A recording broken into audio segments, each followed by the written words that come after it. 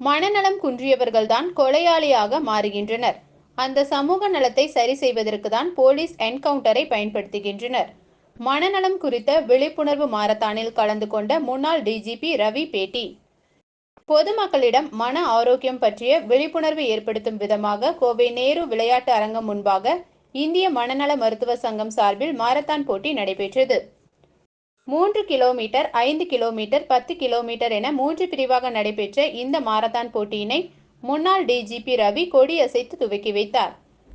இதில் சிறுவர்கள் முதல் பெரியவர்கள் வரை சுமார் 100க்கும் மேற்பட்டோர் கலந்து கொண்டு ஓடினர். இதனைத் தொடர்ந்து செய்தியாளர்களிடம் பேசிய முன்னாள் டிஜிபி ரவி, மனநலத்தின் முக்கியத்துவத்தை உணர்த்தி இந்த மாரத்தான் நடைபெற்றது. போதை மருந்துக்கு அடிமையானவர்களை அடையாளம் கண்டு அவர்களுக்கு மனநல ஆலோசனை மேற்கொள்ள வேண்டும்.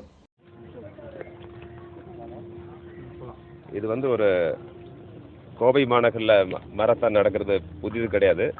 பட் இதில் என்ன புதிய விஷயம்னு கேட்டால், மற்ற மாரத்தான் ஓட்டங்களுக்கும் இதுக்கும் மனநலம் அதனுடைய முக்கியத்துவத்தை உணர்த்தி இந்த மாரத்தான் ஓட்டம் நடைபெறுகிறது.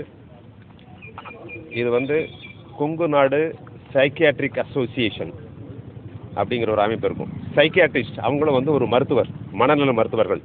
அது அந்த கொங்கு நாடுனுடைய பிரிவும், தமிழ்நாடு சைக்கியாட்ரிக் சொசைட்டி, இவங்க எல்லாம் சேர்ந்து இது 10 கிலோமீட்டர், 5 கிலோமீட்டர், 3 கிலோமீட்டர், இந்த 3 பிரிவுகளையும் இன்றைக்கி இந்த மாணவர்கள், குழந்தைகள், பெண்கள் எல்லாமே இப்போ பெருமளவில் கலந்துருக்காங்க.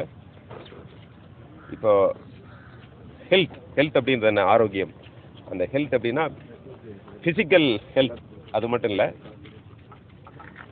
மென்டல் ஹெல்த், சோஷியல் ஹெல்த், இந்த 3 சேர்ந்ததுனா தான் ஹெல்த்துன்னு சொல்கிறோம். இப்போ ஜிம்முக்கு போகிறோம், ஜிம்முக்கு போயிட்டு பாடி 6 பேக்ஸ் இருக்குது, அது ஹெல்த்து கிடையாது. மென்டல் ஹெல்த் ரொம்ப முக்கியம். அந்த மென்டல் ஹெல்த் முக்கியம் அப்படிங்கிறத உணர்த்துவதற்காக நடத்தப்படுகின்ற